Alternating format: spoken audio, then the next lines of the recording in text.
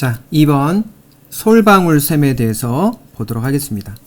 솔방울샘이라는 것은 시상 상부에 있는 구조인데 솔방울 모양처럼 생긴 샘이라는 뜻이죠. 그림을 한번 그려보도록 하겠습니다. 이렇게 뇌가 이렇게 있으면 시상면으로 자르면 시상이 보이겠죠? 시상이 보이고 시상 위에 보면 약간 뒤쪽에 있는데요. 이쪽이 이제 시상 상부입니다. 시상 상부에 보면 이렇게 솔방울 모양처럼 생긴 샘이 있습니다. 이렇게 솔방울 모양처럼 생긴 솔방울 샘이 있는데요. 이 솔방울 샘에서 멜라토닌이라는 호르몬이 분비가 됩니다. 여기서 분비되는 게 멜라토닌인데요. 이 멜라라는 뜻이 이게 어두움, 검은이라는 의미가 있습니다. 우리가 멜라닌 세포, 멜라닌 색소, 그것도 약간 검은 색이죠. 그래서 멜라라는 말이 들어가면 어두운이라는 의미가 있고요.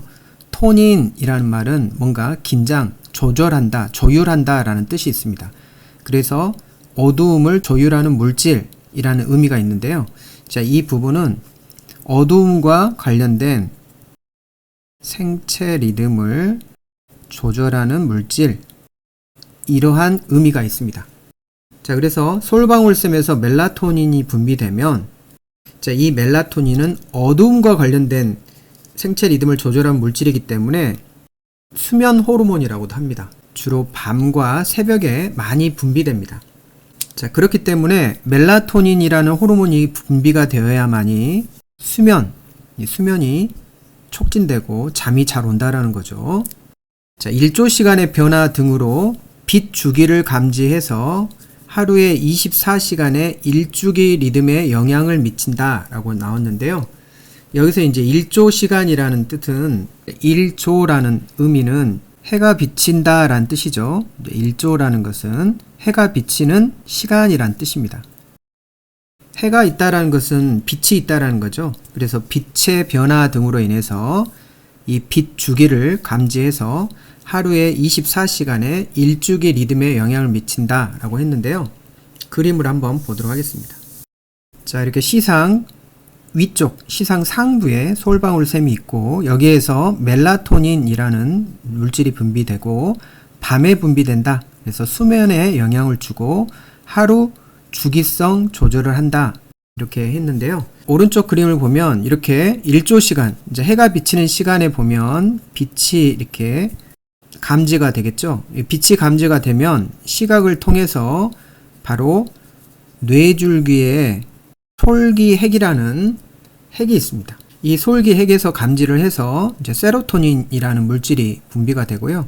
이 세로토닌이라는 물질은 이제 행복 호르몬이라고 여러분들이 잘 알고 있죠. 그래서 이 세로토닌이 분비되면 이렇게 의식이 깨어납니다. 그래서 시각교차 위핵에서는 빛을 받으면 교감신경 활성화를 통해서 솔방울샘을 자극해 멜라토닌 합성을 억제한다고 그랬죠. 빛이 있으면 멜라토닌 합성이 억제된다라고 이해하시면 되겠고요. 빛이 없을 때 멜라토닌을 방출해 수면 상태를 유도한다고 그랬죠. 그래서 어두울 때 이렇게 어두움과 관련된 생체 리듬을 조절하는 물질이 멜라토닌이다 라고 이해하시면 되겠습니다. 어두울 때 솔방울샘에서 멜라토닌이 많이 분비돼서 수면을 유도한다 라고 이해하시면 되겠습니다. 그래서 24시간의 일주기 리듬에 영향을 미친다. 일주기 리듬이라는 것은 이제 대표적으로 생체 시계, 내재된 생체 시계를 의미하는데요. 수면과 각성 주기도 일주기 리듬에 대표적으로 들어갑니다. 그래서 수면, 자, 오른쪽처럼 멜라토닌이 많이 분비되면 수면이 오고 이렇게 빛을 받아서 이제 솔기핵이라는 이런 뇌줄기에 있는 이런 핵에서 세로토닌이 분비되면 이렇게 각성이 된다. 이렇게 일주기 리듬에 영향을 이렇게 미친다라고 이해하시면 되겠습니다. 자, 이렇게 일주기 리듬에는 체온 조절이나 소화 시스템, 혈압 및 심박수 이런 것들도 있지만 대표적인 게 수면과 각성 주기로 예를 들었습니다. 세 번째, 갑상샘과 부갑상샘에 대해서 보도록 하겠습니다. 자, 갑상샘이라는 것은 방패 모양처럼 생긴 샘이라는 거죠. 그래서 자, 이렇게 목에 보면 방패 연골이 있죠. 후두에는 연골이 있는데 방패 모양처럼 생긴 연골 아래에 갑상샘이 있습니다. 갑상샘은 나비 모양처럼 생긴 내분비샘이라고 그랬죠. 그래서 이렇게 나비 모양처럼 이렇게 생겼습니다. 자, 방패 모양처럼 생긴 샘이다 라고 이해하시면 되겠고요. 갑상샘 뒷면에 이제 이렇게 뒷면에 보면 이제 위아래로 쌍을 이루어서 부갑상샘이 붙어 있습니다. 자, 이렇게 갑상샘과 부갑상샘은 호르몬을 분비하는 내분비샘이고요. 자, 그렇다면 갑상샘에서 분비되는 호르몬과 부갑상샘에서 분비되는 호르몬이 어떤 것이 있는지 한번 보도록 하겠습니다. 자, 이 갑상샘을 이렇게 보면 세포들이 있겠죠. 이 갑상샘도 세포로 구성되어 있으니까 세포로 동그랗게 생긴 세포들이 있는데요. 자, 이렇게 동그랗게 생긴 세포를 우리는 작은 주머니 모양처럼 생겼기 때문에 소포라고 합니다. 이거를 소포세포라고 하고요. 이 소포세포에서 이렇게 티록신이라든지 3요오드 티로닌이라는 T3를 이렇게 만듭니다. T4나 T3를 이렇게 만드는 세포가 소포세포고요. 자, 소포세포 곁에 있는 또 세포가 있는데요. 소포세포 곁에 또 이렇게 생긴 세포가 있습니다. 자, 이 세포를 소포 곁에 있기 때문에 소포 곁세포라고 합니다. 자, 이 소포 곁세포에서는 칼시토닌이라는 호르몬이 분비됩니다.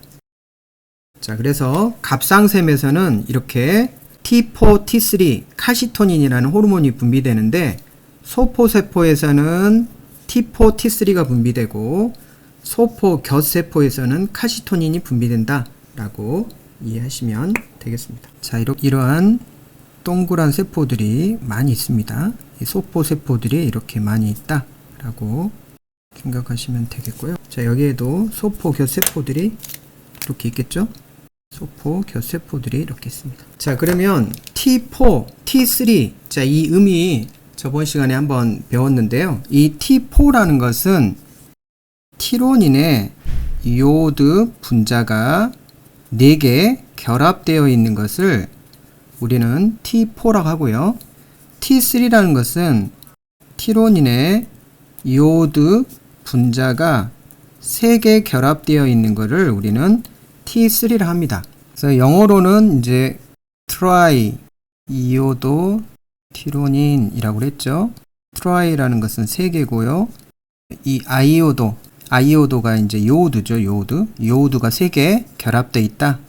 티로닌, 여기에 티로닌에 요오드가 3개 결합되어 있다 라고 생각하시면 되겠고요. 이제 T4는 테트라입니다. 테트라가 4개죠. 테트라에 이오도 티로닌이 4개 결합되어 있다. 이렇게 이해하시면 되겠고요. 이제 T4가 80에서 90% 정도가 T4가 이렇게 만들어지고 T3는 10에서 한 20% 정도가 T3가 만들어집니다. 실제적으로는 이제 T4는 이렇게 비활성화된 상태에서 이제 이 T4가 나중에 T3로 또 이렇게 바뀌면서 활성화되면서 우리 몸의 신진대사를 촉진한다 라고 이해하시면 되겠고요. 뼈의 발육이나 성장을 도와줍니다. 즉 성장 호르몬과 같이 함께 작용을 해서 뼈의 발육이나 성장을 도와준다 라고 이해하시면 되겠고요. 몸의 신진대사를 촉진한다 라는 의미는 대사 기능이라는 것은 무엇인가 만들고 분해하고를 대사라고 하죠. 그래서 대사라는 것은 뭔가 만드는 것을 동화작용이라고 하고요. 뭔가 분해한 것, 이제 이 부분을 이화작용이라고 하죠. 그래서 우리 몸의 세포들은 단백질을 만들고 또 이렇게 분해를 하면서 에너지를 만들죠. 그러면서 신진대사가 촉진이 되는데요. 자동차로 비유하게 되면 가속, 페달이라고 그랬죠. 인체의 몸을 자동차로 비유했을 때 마치 가속 페달을 밟아서 엔진이 빠르게 회전하도록 도와주는 것처럼 우리 몸의 신진대사를 촉진해 주는 게 바로 티록신이다 라고 이해하시면 되겠고요. T4를 우리는 티록신이라고도 부르게 됩니다. 자, 그리고 소포 곁세포에서 분비되는 게 칼시토닌인데요. 이제 여기에 칼이라는 이런 단어가 들어있으면 칼슘하고 관련되어 있다는 것을 알 수 있죠. 그래서 이 칼은 칼슘을 의미하고요. 토닌이라는 것은 조절하는 물질이라는 뜻입니다. 그래서 혈중의 칼슘 농도를 조절하는 물질이라는 의미가 칼시토닌에 담겨 있죠. 자, 그래서 혈중의 칼슘 농도를 조절한다라는 건 혈중의 칼슘 농도를 감소시키는 이런 호르몬이다 라고 이해하시면 되겠고요. 부갑상샘 호르몬이 있는데요. 이 부갑상샘에서 분비되는 호르몬이 부갑상샘 호르몬이 됩니다. 이 부갑상샘 호르몬과 갑상샘에서 분비되는 칼시토닌은 서로 반대 작용을 하게 됩니다. 길항작용이라고 합니다. 반대 작용을 하는데요. 칼시토닌은 혈중의 칼슘 농도를 감소시키는 작용을 한다면 부갑상샘 호르몬은 혈중의 칼슘 농도를 증가시켜주는 작용을 합니다. 서로 반대되는 기량작용을 한다는 것들을 알 수 있죠. 갑상샘에서 분비되는 호르몬이 T4, T3, 또 칼시토닌이 있었고요. T4, T3는 갑상샘을 단면으로 보면 동그란 작은 주머니 세포가 있는데요. 그걸 소포세포라고 합니다. 작은 주머니 세포에서 갑상샘 호르몬이 분비되는데 이 갑상샘 호르몬이 T4나 T3라겠죠. 그래서 보통 T4, T3를 우리는 갑상샘 호르몬이라고 부르게 됩니다. 이 소포 곁에 이렇게 세포가 있습니다. 소포 곁에 세포가 있는데 이 소포 곁 세포에는 칼시토닌이 분비됩니다. 소포 세포에서 분비되는 물질과 소포 곁 세포에서 분비되는 물질이 다르죠. 칼시토닌이 분비된다. 이 칼시토닌은 어떤 작용을 한가 보도록 하겠습니다. 칼시토닌은 혈액 속에 칼슘이 많은 것들을 칼슘의 농도를 감소시켜주는 작용을 한다고 이해하시면 되겠고요. 갑상샘 뒤쪽에 붙어있는 부갑상샘이 있는데요. 뒤쪽에 보면 부갑상샘이 이렇게 붙어있죠. 앞쪽에서 보는 모습이고요. 이거는 뒤쪽에서 본 모습이죠. 이 부갑상샘에서 분비되는 호르몬이 부갑상샘 호르몬이 되겠죠. 부갑상샘 호르몬은 혈액 속에 있는 칼슘이 부족할 때 분비되는 호르몬인데요. 부족할 때 부갑상샘 호르몬이 분비되면 혈액 속에 있는 칼슘을 이렇게 증가시켜주는 호르몬이고요. 혈액 속에 칼슘이 너무 많을 때 갑상샘에서 소포 곁세포에서 칼시토닌이 분비가 되면 혈액 속에 있는 칼슘을 감소시켜주는 작용을 한다 라고 이해하시면 되겠고요. 이 부분을 이해하기 쉽게 설명한다면 혈액에 칼슘이 많으면 어떻게 칼슘을 줄여줄까요? 칼시토닌은 뼈로 보내줍니다. 무기질인 칼슘이 저장되어 있겠죠. 이 칼시토닌이라는 호르몬이 분비되면 타겟 올간이 뼈로 갑니다. 여기서 갑상샘 호르몬이 칼시토닌이 분비되면 시토닌은 타겟 올간이 뼈로 가가지고 뼈에 있는 뼈 파괴 세포를 억제시킵니다. 혈액 속에 있는 칼슘이 이렇게 저장이 되겠죠. 반대로 부갑상샘 호르몬이 작용을 하게 되면 반대로 뼈에 있는 칼슘을 통해서 혈액으로 보내주게 됩니다. 그리고 혈액에 있는 많은 칼슘들을 뼈로 저장시켜주는 게 칼시토닌이었죠. 이 부갑상샘 호르몬의 기능을 한번 보도록 하겠습니다. 티록신4는 4개의 요오드 원자가 포함되어 있다는 뜻이고 3요오드 티로닌은 3개의 요오드를 포함했다는 거죠. 그래서 T3, T4라고 하고 티록신이라고도 부르고요. 4요오드 티로닌이라고도 부르게 됩니다. 부갑상샘 호르몬은 혈액 내 칼슘 농도가 낮아지면 분비가 되면서 혈중의 칼슘 농도를 증가시켜주는 호르몬이죠. 이때 뼈를 자극하는데요. 직접 뼈 파괴세포를 자극하는 건 아니고 뼈에 있는 뼈 모세포를 자극하게 됩니다.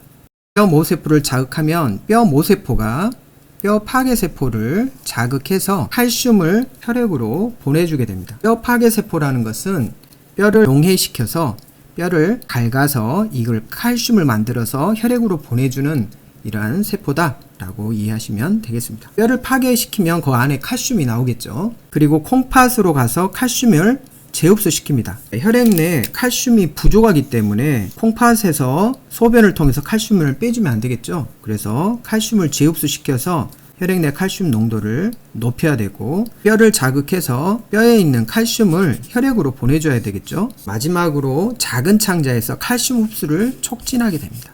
자, 이렇게 해서 칼슘을 혈액으로 이동시켜 혈중의 칼슘 농도를 증가시켜주는 게 부갑상샘 호르몬이다 라고 이해하시면 되겠습니다. 콩알처럼 생긴 부갑상샘 호르몬이 있죠. 자, 이 부갑상샘 호르몬이 혈액을 통해 분비가 되면 어떨 때 분비가 됩니까? 혈중의 혈액 내에 칼슘 농도가 낮아질 때 부갑상샘 호르몬이 분비가 되죠. 각각의 장기에서 칼슘을 혈액 속으로 보내줘야겠죠. 첫 번째, 뼈에 가서 뼈에 있는 칼슘을, 무기질인 칼슘을 혈액 속으로 보내줘야겠죠. 그러려면 뼈 모세포를 자극해가지고 뼈 모세포가 뼈 파괴세포를 자극해서 일하게 만듭니다. 뼈 파괴세포가 이 뼈를 용해시켜서 녹이겠죠. 무기질인 칼슘을 혈액 속으로 보내주는 세포다 라고 이해하시면 되겠고, 이때 작용하는 게 타겟 올간이 부갑상샘 호르몬이다 라고 이해하시면 되겠고요. 콩팥으로 갑니다. 이 부갑상샘 호르몬이 콩팥을 자극하면 콩팥에서 소변을 통해서 이제 칼슘이 이렇게 빠져나간 것을 재흡수시킵니다. 모세혈관을 통해서 칼슘을 재흡수시키고요. 콩팥을 자극하면 콩팥에서 분비되는 칼시트리올이라는 호르몬을 분비시킵니다. 콩팥에서 분비되는 호르몬인데요. 칼슘하고 관련되어 있습니다. 그 다음에 트리라는 것은 핵이라는 뜻이고요. 올이라는 것은 우리가 에탄올처럼 알코올기를 말합니다. 칼시트리올이라는 말은 칼슘 대사와 관련된 세 개의 알코올기를 가진 물질이라는 의미가 있는데요. 칼슘 대사와 관련되어 있기 때문에 콩팥에서 칼시트리올이 분비되면 이 칼시트리올도 호르몬이기 때문에 타겟 올간이 있겠죠. 타겟 올간은 작은 창자로 갑니다. 칼시트리올은 혈액을 타고 심장을 거쳐서 작은 창자로 가가지고 이 작은 창자에서 모세혈관들이 이렇게 있겠죠. 칼슘을 흡수시킵니다. 작은 창자에서 칼슘을 흡수시키게 하는 물질이 칼시트리올이고요. 부갑상샘 호르몬이 콩팥으로 가가지고 칼시트리올을 분비시키고, 칼시트리올은 활성 비타민입니다. 활성 비타민에 의해서 칼슘이 모세혈관에서 흡수된다라고 이해하시면 되겠습니다. 결국은 작은 창자의 칼슘을 흡수를 촉진하는 것은 실제적으로는 칼시트리올이 작용을 해야만이 칼슘이 작은 창자에서 흡수가 되고요. 부갑상샘 호르몬이 콩팥을 자극해서 칼시트리올이 분비돼서 그 다음에 작은 창자의 칼슘이 촉진된다라고 이해하시면 되겠습니다. 그러면 모세혈관에 칼슘이 많아지니까 혈액 속에 칼슘이 많아지겠죠. 콩팥에서 또 모세혈관을 통해서 칼슘이 재흡수되니까 당연히 칼슘이 증가되고, 세 곳에서 칼슘이 혈액으로 모여서 혈액 내 칼슘을 증가시킨다 라고 이해하시면 되겠습니다. 자, 이렇게 정리하시고요. 갑상생 기능 항진과 관련된 병이 그레이브스병, 주로 미국과 영어권에서는 그레이브스병이라고 많이 쓰고요. 독일에서는 바세도우시 병이라고 합니다. 같은 의미입니다. 이 그레이브스, 바세도우시는 갑상생 기능이 항진될 때 형성되는 질병이다 라고 이해하시면 되겠고, 증상으로는 안구 돌출증에 있습니다. 갑상샘 기능이 항진이 되면 갑상샘 호르몬들이 비정상적으로 과도하게 만들어져 가지고 대사 기능들이 촉진되니까 체중이 감소하게 되고, 안구 뒤쪽에 이렇게 염증이 생겨가지고 안구가 돌출되는 이러한 현상이 생기게 됩니다. 그리고 이제 목이 이렇게 붓고 갑상샘이 있는 부분이 이렇게 목이 붓는 이러한 증상이 이렇게 있는데요. 자, 이걸 외울 때 이렇게 앞자를 따가지고 여러분들 한번 외워보시면 좋을 것 같습니다. 항바그죠, 항바그. 자, 이 항바그가 좀 햄버거하고 이름이 비슷하지 않나요? 햄버거. 자, 햄버거를 보면 안구가 뿅 하고 튀어나온다, 이렇게 생각하시면 되겠습니다. 햄버거와 비슷한 항바그, 갑상생 기능 항진증일 때는 항바그, 안구 뿅, 이렇게 앞자만 따서 이렇게 외우시면 도움이 될 것 같고요. 갑상생 기능 저하증에는 유아에서는 크레틴병이 이렇게 생기고요. 성인에서는 점액 부종이 생깁니다. 자, 여기서 말하는 점액은 점막에서 분비되는 점액과 다르고요. 자, 피부 밑 조직에 이게 당 단백질이 있습니다. 게그스라고 하는데요. 이러한 당 단백질을 우리는 점액이라고 부릅니다. 갑상샘 기능이 이렇게 저하가 되면 비정상적으로 당 단백질이 활성화됩니다. 활성화되면서 이렇게 몸이 붓는 현상이 생깁니다. 얼굴이나 목이나 이런 팔다리들이 이렇게 붓는 점액 부종이 생긴다 라고 이해하시면 되겠습니다. 자, 이 부분 외울 때도 갑상샘 기능이 저하된다. 유아에서는 크레틴병 이렇게 외우시면 되겠는데요. 크레파스를 생각해 보세요. 크레파스. 우리 유아에서는 크레파스로 그림을 많이 그리죠. 성인은 점액 부종이죠. 그래서 이 저자와 이 저하고 비슷하죠. 점액과 저하 이렇게 외우시면 되겠고, 항과 안, 히읗과 이응 이렇게 연결시켜서 항바그 뿅, 안구뿅 이렇게 외우시면 되겠고, 저하는 이제 유아에는 크레틴병, 성인에는 점액 부종 이렇게 외우시면 되겠습니다. 자, 기초학인 문제 한번 풀어보도록 하겠습니다. 방패연골 부위에 위치한 나비 모양의 내분비 샘은 후두연골에는 이제 방패연골이 있었죠. 아담스 애플이라고 하죠. 방패연골 아래쪽에 나비 모양의 내분비 샘이 있었죠. 나비 모양의 내분비 샘이 있었습니다. 방패 모양처럼 생겨서 갑상샘이라고 했죠. 4번 3번입니다. 자, 이 갑상샘에서 분비되는 호르몬이 T3와 T4가 있었고, 이제 소포세포에서 있었죠. 주머니 모양의 소포세포에서 분비되고, 칼시토닌이라는 이러한 호르몬은 소포 곁에 있는 세포에서 분비됐죠. 이렇게 정리하시면 되겠습니다. 자, 2번 에너지를 생성하고 세포의 신진대사를 촉진하는 갑상샘 호르몬은 이렇게 자동차로 비교하면 가속 페달을 계속 밟게 되면 엔진의 RPM 회전 속도가 이렇게 증가되죠. 가속 페달을 계속 밟으면 엔진이 계속 회전하면서 증가되듯이 에너지를 계속 생성하고 세포의 신진대사를 촉진하는 이런 갑상샘 호르몬은 T4, T3였었죠. 주로 T4가 이제 90%, 80에서 90% 분비되니까 T4였죠. T4를 우리는 티로닌에 요오드 4개가 결합된 이런 분자를 말하는데 이거를 티록신이라고 부르죠.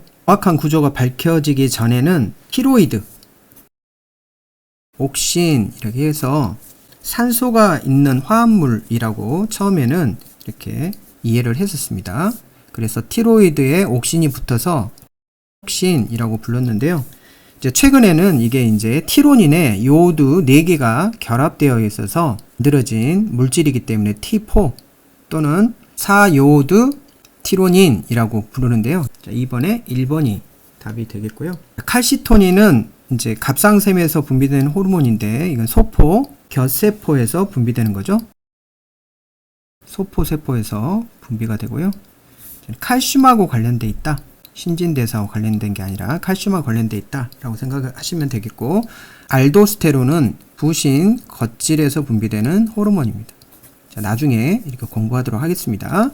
부갑상샘 호르몬은 서로 칼시토닌과 서로 반대되는 작용을 하죠. 칼시토닌이라는 것은 혈액 속에 칼슘이 많이 있을 때 칼시토닌이 분비돼서 혈액 속에 있는 칼슘을 뼈로 옮겨주는 작용을 해주는 호르몬이고, 반대로 부갑상샘 호르몬은 혈액 속에 칼슘이 부족할 때 부갑상샘 호르몬이 분비가 돼서 뼈에 있는 칼슘을 혈액으로 보내주고, 콩팥에서 칼슘을 재흡수시키고 작은 창자에서 칼슘을 흡수해서 혈액 속에 칼슘을 이렇게 증가시켜준 호르몬이다 라고 생각하시면 되겠고, 칼시토닌은 혈액 속의 칼슘을 감소시켜준 호르몬이다 라고 생각하시면 되겠습니다. 부신 겉질 자극 호르몬은 뇌하수체 압력에서 분비되는 호르몬으로서 부신 겉질을 자극하면 이렇게 콩팥 위에 부신 겉질에서 알도스테론이라든지 코티졸, 안드로겐 같은 성호르몬이 분비가 됩니다. 자, 그래서 부신 겉질을 자극하는 호르몬은 뇌하수체 압력에서 나온다 라고 이해하시면 되겠습니다. 3번 혈중에 칼슘 농도를 낮추는 갑상샘 호르몬은 방금 했죠? 갑상샘 호르몬 중에서는 T4, T3가 있고 칼시토닌이 있는데, 이 칼시토닌은 혈액 속에 칼슘이 이렇게 많이 있을 때 분비가 돼서 칼슘을 감소시켜주는 호르몬이다 라고 이해하시면 되겠습니다. 답은 2번이고요. 자, 여기에 이제 세크레틴은 작은 창자에서 분비되는 호르몬이죠. 그래서 세크레틴이 분비가 돼서 이자를 자극해서 이자에서 탄산수소 나트륨이라는 이런 알칼리성 소화액을 분비시키는 호르몬이다 라고 생각하시면 되겠고요. 그리고 알도스테론은 방금 했었죠. 부신 겉질에서 분비되는 호르몬이고, 프로게스테론은 황체에서 분비되는 호르몬이다 라고 이해하시면 되겠습니다. 나중에 이제 여성의 생식기에서 난소 안에 황체가 있죠. 황체에서 분비되는 호르몬이다 라고 이해하시면 되겠습니다. 4번 갑상샘 기능 항진으로 발생되는 질환은, 이렇게 앞자만 따서 외웠죠. 갑상샘 기능 항진과 관련된 질환은 항이라겠죠. 그래서 햄버거, 항, 바, 그, 항진한 것은 바세도우시병, 그레이브스병, 이렇게 이해하시면 되겠습니다. 항바그, 햄버거 생각하면 되시겠고, 안구가 뿅 돌출한다, 이렇게 연상해서 이렇게 외우시면 되겠습니다. 답은 5번 그레이브스병. 주로 미국이나 영어권에서는 그레이브스병이라고 하고, 이제 독일이나 이렇게 일본에서는 이제 바세도우시병 같은 의미입니다. 갑상샘 기능 항진과 관련된 질환이다 라고 이해하시면 되겠습니다. 에디슨병은 이제 부신 겉질 기능이 떨어질 때 발생하는 병을 에디슨병이라고 하고요. 점액 부종은 갑상샘 기능 저하증이죠. 성인의 갑상샘 기능이 저하할 때 점액 부종이 생기고요. 자, 그 다음에 갑상샘 기능 저하에는 이제 유아에서는 크레파스 생각을 하겠죠. 크레틴 병이 발생한다. 테타니증이라는 것은, 테타니라는 말은 뻣뻣하고 긴장한다 라는 뜻이 있습니다. 근육을 이렇게 뻣뻣하고 긴장하게 한다 라는 의미가 테타니라는 뜻이고요. 경련이라는 의미도 있습니다. 혈액 속에 칼슘이 분비가 적어지면, 이게 저칼슘 혈증이 생길 때는 이렇게 테타니증이 발생을 합니다. 이 부분은 설명이 필요하는데요. 혈중에 칼슘 농도가 이렇게 줄어들면요, 사소한 자극에도 과도하게 흥분하게 됩니다. 이 신경과 근육이 비정상적으로 흥분성이 증가된다는 거죠. 보통 나트륨 채널이 있죠. 나트륨 통로가 이렇게 있죠. 평상시 나트륨 통로는 이렇게 닫혀져 있고, 세포막 바깥에는 나트륨이 이렇게 많이 있고 안에는 칼륨이 이렇게 많이 있죠. 평상시는 이렇게 이 나트륨, 이 채널, 이 나트륨 통로에 칼슘이 세포 바깥에 많이 있어가지고 이 나트륨 통로가 이렇게 함부로 이렇게 열리지 않도록 안정시켜주는 역할을 합니다. 채널 밖에서 붙어 있어서 이 통로에 이렇게 문이 함부로 열리지 않도록 안정시켜주는 역할을 합니다. 그렇기 때문에 나트륨 통로의 문이 함부로 열리지 않도록 해주는 역할이 칼슘인데, 이 혈액 속에 칼슘이 부족하게 되면 어떻게 될까요? 나트륨 통로를 이렇게 안정시켜주는 이런 역할이 없어지니까 나트륨 통로의 문이 함부로 열리면서 활동전이가 과도하게 발생하게 됩니다. 아주 사소한 자극에도 흥분을 한다는 거죠. 흥분하게 되면 근육이 이제 신경과 근육 사이에 흥분성이 증가돼서 이렇게 근육이 뻣뻣해지고 긴장시켜주는 이런 테타니증이 발생을 한다 라고 생각하시면 되겠습니다. 그래서 저칼슘 혈증일 때 이렇게 테타니증이 발생한다, 이해하시면 되겠습니다. 자, 5번 다음에서 설명하는 호르몬은 혈중 칼슘 농도를 증가시킨다. 혈액 속의 칼슘 농도를 증가시키는 것은 부갑상샘 호르몬이었죠. 칼시토닌의 기능 항진을 조절한다 라겠죠. 칼시토닌이라는 것은 혈액 속에 칼슘을 뼈로 옮겨주는 거죠. 뼈의 무기질을 침착하도록 도와주는 것이 칼시토닌인데, 이 기능 항진을 조절해 주는 것은 바로 부갑상샘 호르몬이었죠. 그래서 답은 4번이 되겠습니다. 자, 이 안드로겐은 이제 부신 겉질에서 분비되는 호르몬이고요. 티록신이라는 것은 갑상샘의 소포세포에서 분비되는 T4였죠. 자, 그리고 에피네프린, 이제 에피네프린은 부신 속질에서 분비되는 호르몬이고요. 부신 겉질 자극 호르몬은 뇌하수체 압력에서 분비돼 가지고 부신 겉질을 자극하는 호르몬이다 라고 이해하시면 되겠습니다. 자, 6번 부갑상샘 기능 항진으로 발생하는 질환은 부갑상샘 기능. 자, 부갑상샘이라는 거 뭐죠? 부갑상샘에서는 혈중에 칼슘을 어떻게 될까요? 증가시켜주는 호르몬이죠. 과도하게 혈중에 칼슘이 증가되면 고칼슘 혈증이 발생하겠죠. 자, 그래서 답은 5번이 되겠고요. 에디슨병은 이제 부신 겉질의 기능이 떨어질 때 발생하는 게 에디슨 병이고요. 테타니증은 방금 설명했죠. 저칼슘 혈증일 때 과도하게 신경과 근육이 비정상적으로 흥분성이 증가된다고 그랬죠. 그래서 근육이 뻣뻣하고 긴장된 경련 증상이 온다라고 생각하시면 되겠고요. 갑상샘 기능 저하에서 성인에서 발생하는 게 점액 부종이고요. 크레틴병은 이제 유아의 갑상샘 기능 저하증에서 유아, 크레파스 생각을 하겠죠. 라고 이해하시면 되겠습니다. 자, 오늘 공부한 내용을 한번 정리해 보시길 바랍니다.